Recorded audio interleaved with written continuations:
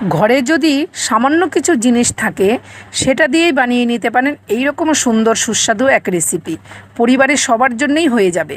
চলুন চলে যাচ্ছি মূল রেসিপিতে।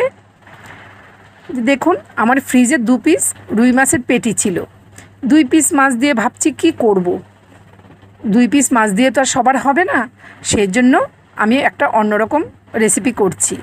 কড়াইতে জল দিয়ে দিলাম, লবণ হলুদ দিয়ে দিলাম, দিয়ে এবার রুই মাছের পেটিগুলো আমি ভালো করে সেদ্ধ করে নেব।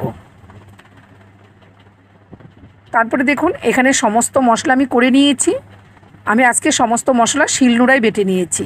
পেঁয়াজ কুচি, লঙ্কা কুচি, রসুন কুচি, এখানে টমেটো আর শুকনো লঙ্কা বাটা, ধনেপাতা কুচি, এলাচ দারচিনি বাটা, আদা রসুন, আর এখানে আছে জিরে ধনে আর পেঁয়াজ বাটা। তারপরে একটা লেবুও রেখেছি, লেবুটাও আমার কাজে লাগবে রান্নার কাজে, সেজন্য সব রেডি করে নিয়েছি। তাহলে রান্নাটা খুব তাড়াতাড়ি হয়ে যায় আগে থেকে সব রেডি করে নিলে। তারপরে এইদিকে মাছটাও খুব সুন্দর সেদ্ধ হয়ে গেছে, আমি একটা থালায় নামিয়ে ঠান্ডা করে নিচ্ছি। দেখেছেন তো হলুদটা দেওয়ার কারণে মাছের কালারটা কত সুন্দর এসেছে।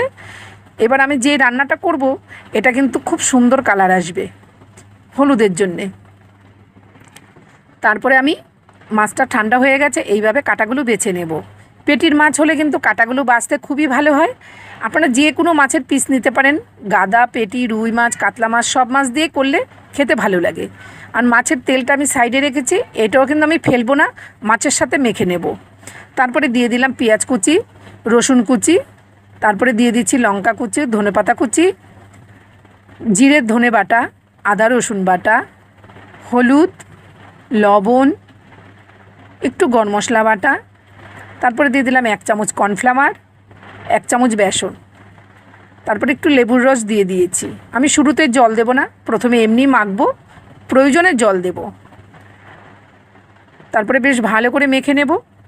আপনারা যদি চান কর্নফ্লাওয়ারের বদলে চালের গুঁড়োও দিতে পারেন বা শুধু বেসন দিয়েও করতে পারেন।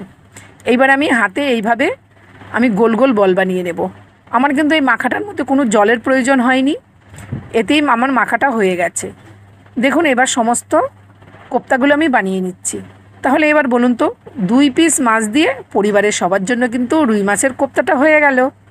এবার চলুন রান্না বসিয়ে দিচ্ছি। তেলটা গরম হয়ে গেছে, গরম হয়ে গেলে গ্যাসের ফ্লেমটা লোতে রেখে কোপ্তাগুলো ছেড়ে দিতে হবে।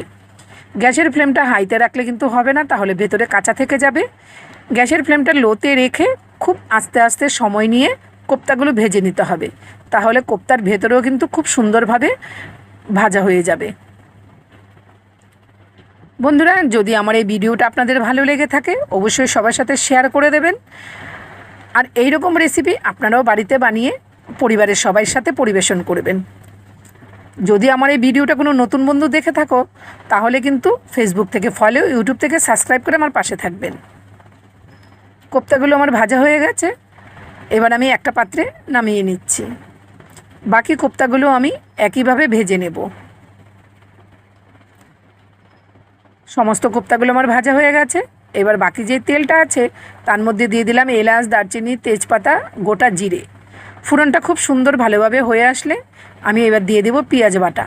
পেঁয়াজ বাটাটা ভালো করে একটু কষিয়ে নেব। পেঁয়াজের কাঁচা গন্ধটা চলে গেলে তারপরে দিয়ে দেব আদা রসুন বাটা, জিরে ধনে বাটা, হলুদ গুঁড়ো, স্বাদ মতো লবণ দিয়ে আবারও ভালোভাবে একটু কষিয়ে নেব।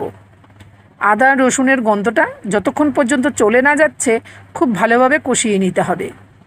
দেখতেই পাচ্ছেন মশলা থেকে কিন্তু তেলটা একদম সেপারেট হয়ে গেছে, তার মানে বুঝতে হবে মশলাটা খুব সুন্দরভাবে কষানো হয়ে গেছে। এবার টমেটোর সাথে যে 2টো লঙ্কা দিয়েছিলাম কালারের জন্য, সেই লঙ্কা আর টমেটো পেস্টটা দিয়ে দিলাম, দিয়ে আমি আবারও ভালোভাবে কষিয়ে নেব যাতে টমেটোর কাঁচা গন্ধটা একেবারে চলে যায়। দেখতেই পাচ্ছেন মশলা থেকে কিন্তু আবারও তেলটা আলাদা হয়ে যাচ্ছে। এবার পাশে রাখা গরম জল করে রেখেছিলাম, সেই গরম জলটা পরিমাণ করে দিয়ে দিলাম। দিয়ে গ্রেভিটা পরিমাণ মতো হয়ে আসলে তখন রুই মাছের কোপ্তাগুলো দিয়ে দিলাম, দিয়ে আবারও ভালো করে একটু ফুটিয়ে নেব।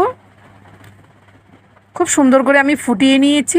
এবার আমি দিয়ে দিলাম গরম মশলা বাটা। এর মধ্যে সমস্ত বাটা মশলা দিয়েছি, খেতে কিন্তু দুর্দান্ত হয় বন্ধুরা। আপনারা যদি চান এর উপরে ধনেপাতা কুচি দিতে পারেন, আমার সামান্য একটু ধনেপাতা কুচি ছিল সেই জন্য আমি কোপ্তার মধ্যে দিয়ে দিয়েছি। এবার একটা থালার মধ্যে আমি পরিবেশন করে দিচ্ছি। দেখা হচ্ছে নতুন রেসিপিতে। সবাই ভালো থাকবেন, টাটা।